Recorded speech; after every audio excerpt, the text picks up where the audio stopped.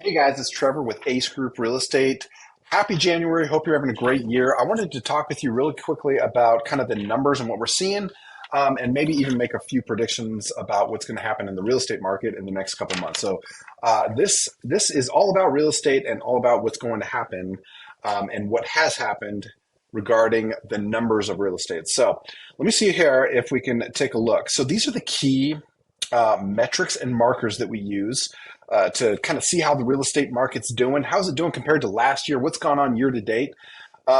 Let's look here. We have new listings are low. So we compared to this time last year, the new listings have gone down, and the pending and closing sales, pending sales have gone up.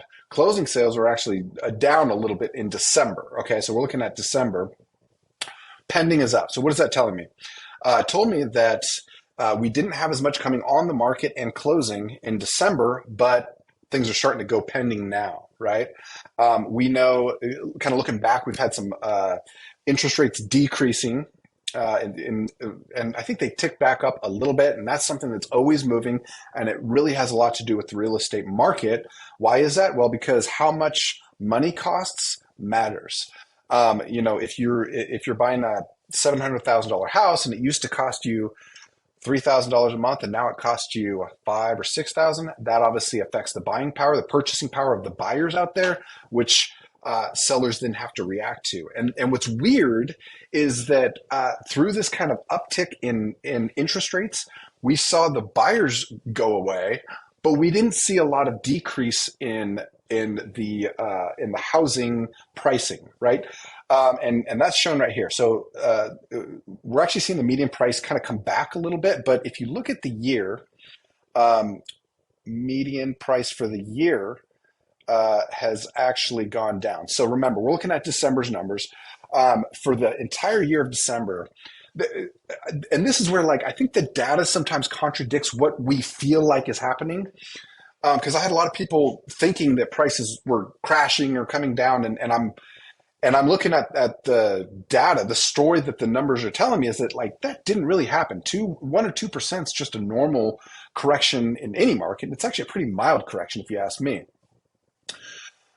So that being said, what did happen is the sales just went away, right? So if you were priced right on the market, you would sell, and if not, they just didn't sell. So a lot of buyers just went out of the market, and a lot of sellers that are in 2.5 and up to 4.5% interest rates are in love with their interest rate. They love their payment. It's really hard to convince somebody like, hey, why don't you go take on like twice as much payment for a similar house? That's a very hard thing for rational buyers and sellers to do. So what we saw is about a third less sales overall, I think, in 2023. What else? Inventory. So anytime we talk about inventory, there's a couple ways of thinking about this. This inventory basically means how many homes are on the market, which we can see right here. But more than that, the indication of is this enough or not enough homes on the market for the buyers that exist is right here. We talk about that in months supply of inventory. It's a measure of if there was no more homes to come on the market at the current rate of sale, when would all the homes be exhausted? So it's about the same as last year. It's about a month and a half of inventory, although we've come down a little bit. 6% is not inconsequential, but it's also not earth-shattering in the sense that, it would take about a month and a half to get through the inventory that's currently on the market. Believe it or not, that's low. That's historically low for like the overall market, but it's a lot more than existed in 2020. Back then, we were at like a couple weeks of inventory, and it just seemed like everything was so hot on the market. That's when you were hearing about multiple offers, escalations, things like that.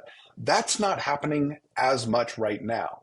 I will say if there's a home that comes on the market, buyers notice that if it's priced well, but buyers notice that, and we are still seeing multiple offers, but it's just not to the same degree. So anecdotally, I'm seeing that. And then the data is also confirming what we're seeing kind of in the market.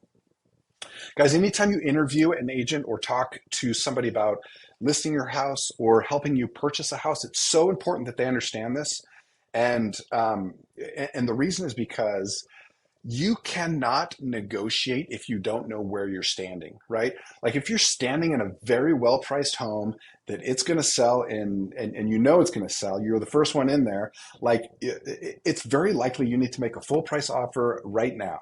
Okay. If I'm representing the buyer, because I know somebody else is going to come and offer more. So if my clients can get it at price and lock up, that's a good deal, right?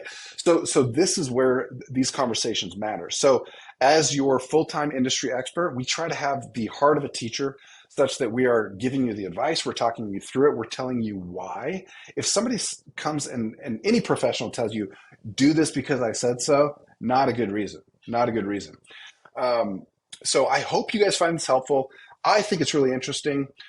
It's not interesting for the sake of numbers. It's interesting because what it means for you. So if you're curious about what this looks like in your neighborhood, maybe not the entire MLS, let me know.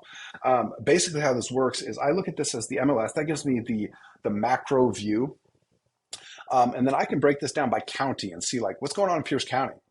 And then from there, if we go any smaller than about the county, I'm going to do what's called a CMA. And that just means like, what is this house worth on this street in this condition?